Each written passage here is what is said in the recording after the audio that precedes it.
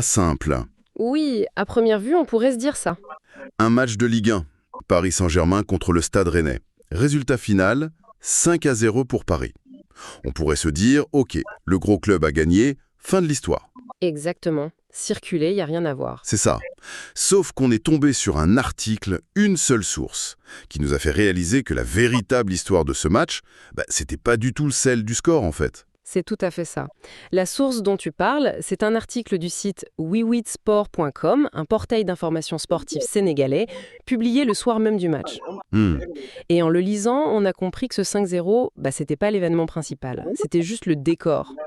L'histoire intéressante, la vraie pépite, elle se cache dans un seul but, le 4e. Et surtout dans la manière dont il est raconté. C'est ça qui est passionnant.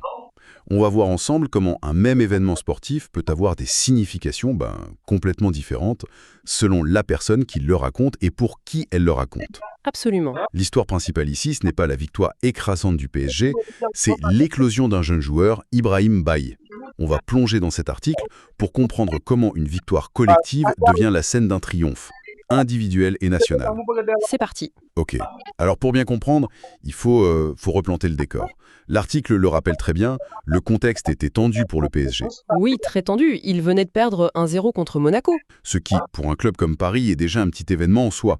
Mais une deuxième défaite de suite, surtout à domicile au Parc des Princes, ça aurait pu déclencher une mini-crise. Ah mais c'est clair.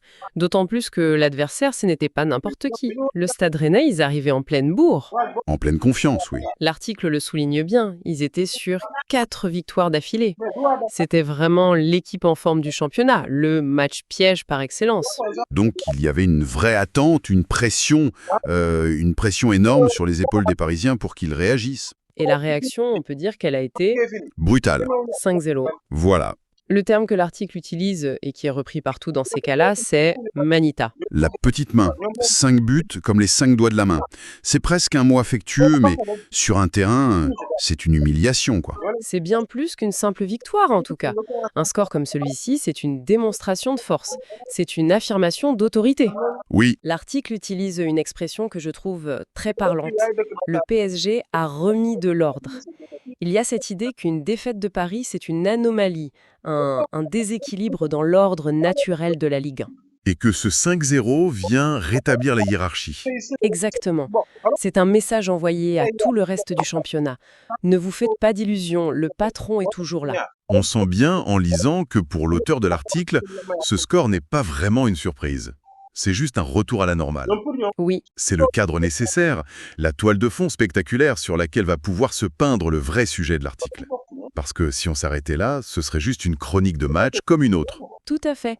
Pour un média français, l'analyse se serait peut-être portée sur la tactique, la performance d'une superstar, les conséquences au classement. Bien sûr. Mais pour wisport.com, ce 5-0, c'est avant tout la validation d'un moment bien plus personnel, bien plus ciblé. Alors allons-y, parlons de ce moment. Le véritable protagoniste de l'article, ce n'est pas l'équipe, c'est un seul homme, Ibrahim Mbaye. Mhm. Il est décrit comme un jeune allié sénégalais. Son entrée en jeu est presque anecdotique. Il rentre dans les 10 dernières minutes. Le match est déjà plié. Oui, le score est 3-0. C'est souvent un moment un peu ingrat pour un joueur, ce jour de fin de match. On appelle ça des minutes cadeaux parfois.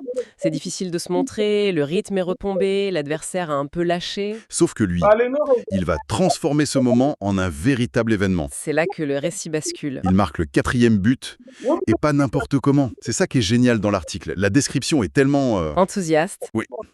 Le but est qualifié de fantastique bombazo. Le mot en espagnol, ça lui donne encore plus de force, je trouve. Un bombazo, c'est une frappe de mule, une explosion. C'est ça. On sent l'excitation du journaliste derrière son clavier. Ce n'est pas juste un joli but, c'est un exploit, un coup de tonnerre. Et ce choix de mots n'est pas anodin, du tout. Ah non, ça dramatise l'action, ça la transforme en un moment de légende. Et ce n'est pas tout. L'article précise une information qui est cruciale. C'est son premier but au Parc des Princes. Le lieu sacralise l'événement. Bien sûr, pour un jeune joueur, marquer son premier but dans ce stade mythique, c'est un rite de passage. C'est le moment où on passe de jeune espoir à membre de l'équipe en quelque sorte. Attends, il y a un autre détail qui me semble super important. L'article le présente aussi comme un néo-international sénégalais. Oui, Est-ce que ça veut dire qu'il vient tout juste de rejoindre l'équipe nationale? Parce que si c'est le cas, ce but prend une toute autre ampleur. Ce n'est plus seulement un jeune du PSG qui marque. C'est une excellente question et c'est précisément le cœur du sujet. Néo-international, ça suggère qu'il a été sélectionné très récemment. Donc oui, chaque performance, chaque but est désormais scruté à la loupe par tout un pays. Ah d'accord. Il ne joue plus seulement pour se faire un nom à Paris, il joue pour confirmer son statut en sélection, pour prouver qu'il mérite sa place parmi les lions. Donc ce bon Bazo au Parc des Princes, c'est comme une carte de visite. Exactement. Une carte de visite qu'il envoie aux sélectionneurs et à des millions de supporters. Ça met une pression incroyable sur ses épaules, non? Entrer pour 10 minutes et devoir prouver autant de choses. Une pression immense, mais c'est aussi ce qui différencie les très bons joueurs des futurs grands. Il a transformé cette pression en énergie. Pour Wisport.com, l'histoire elle est là. Jeune lion, fraîchement oint, vient de rugir dans l'une des plus grandes arènes d'Europe. C'est une belle image. Et l'article intègre même un tweet de Canal+ Sport Afrique avec la vidéo du but, ce qui montre bien que l'événement dépasse le cadre du Sénégal pour toucher un public panafricain. C'est l'histoire dans la grande histoire. C'est fascinant. On a donc la grande fresque, la victoire 5-0, et à l'intérieur, ce portrait très serré, ce zoom ultra précis sur une réussite individuelle. C'est ça. Et c'est en regardant la structure même du site qu'on comprend que ce n'est pas un hasard. Je suis allé voir et j'ai remarqué un truc qui m'a sauté aux yeux. Ah oui? La catégorie dans laquelle l'article est publié. Ce n'est pas Ligue 1 ou football européen. Non. C'est But des Lions. Et voilà, la clé est là. Les Lions de la Teranga, c'est le surnom de l'équipe nationale du Sénégal. Bien sûr. En classant l'article dans cette catégorie, le site fait un choix éditorial très, très fort. L'information n'est pas « le PSG a gagné 5-0 et un Sénégalais a marqué ». Non, l'information, c'est... L'information est « un Lion a marqué un but magnifique en Europe ». L'événement est immédiatement rapatrié, nationalisé. C'est un but pour le Sénégal, qui par hasard a eu lieu lors d'un match du championnat de France. C'est un exemple parfait de ce qu'on appelle le cadrage médiatique, non? Le framing. Complètement. Les faits sont les mêmes pour tout le monde. Le score, le buteur. Mais le cadre qu'on met autour change complètement la perception de l'événement. C'est exactement ça, et c'est un cas d'école. Un média parisien aurait cadré l'histoire autour de la réaction d'orgueil du PSG. Un média rennais aurait parlé de soirée cauchemardesque. Logique. Wisport.com, lui, construit un cadre de fierté nationale. La victoire du PSG devient un simple faire-valoir pour l'exploit d'Ibrahim Baillé. Le héros de l'histoire, ce n'est pas le club, c'est l'international sénégalais. Et ça ne s'arrête pas là. J'ai regardé les mots-clés, les tags associés à l'article. C'est hallucinant. Vas-y. Il y en a une liste interminable.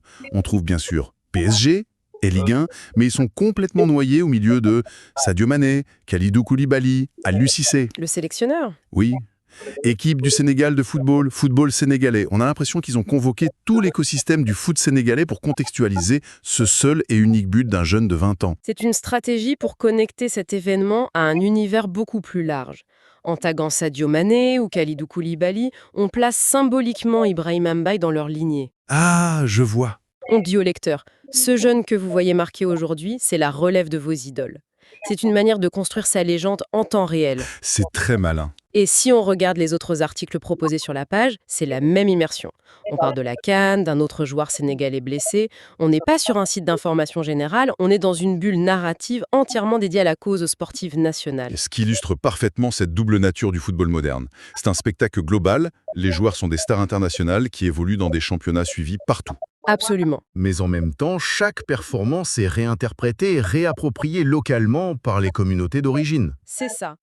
Le bon Bazo de Mbaye est un événement du championnat de France. Mais sa résonance la plus forte, elle est peut-être à des milliers de kilomètres de Paris, à Dakar. C'est certain. Et les médias comme Wisport.com jouent un rôle essentiel de pont.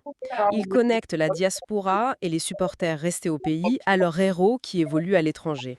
Ils traduisent les faits en émotions. Voilà. Ils ne font pas que donner un score. Ils traduisent des faits bruts en émotions, en récits, en fierté. Chaque but marqué par un lion à l'étranger est comme une victoire symbolique pour le pays. Ils entretiennent cette flamme patriotique à travers le sport. Donc, si on résume, on est parti d'un score de 5-0 qui semblait presque banal pour une machine comme le PSG, et en passant sous le microscope de cette source unique, on a découvert que le vrai cœur de l'événement, c'était le 4e but. Un but qui n'est pas juste un but, mais un symbole. Le premier d'un jeune néo-international dans son stade mythique.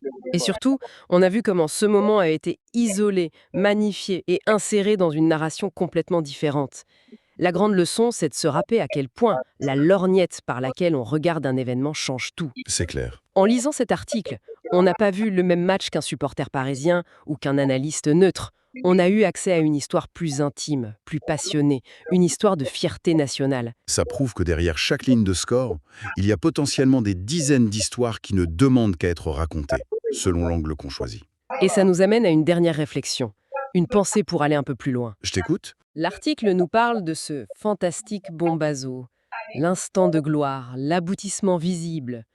Mais ce but, il est la conséquence d'un parcours immense et invisible. Tout ce qui vient avant, C'est le fruit d'années de travail acharné, de sacrifices, d'un chemin qui a commencé bien avant le gazon du Parc des Princes. Sûrement sur un terrain poussiéreux quelque part au Sénégal. c'est une pensée vertigineuse. On consomme le match, les 90 minutes, le résultat. Mais on oublie tout ce qu'il y a en amont. Exactement.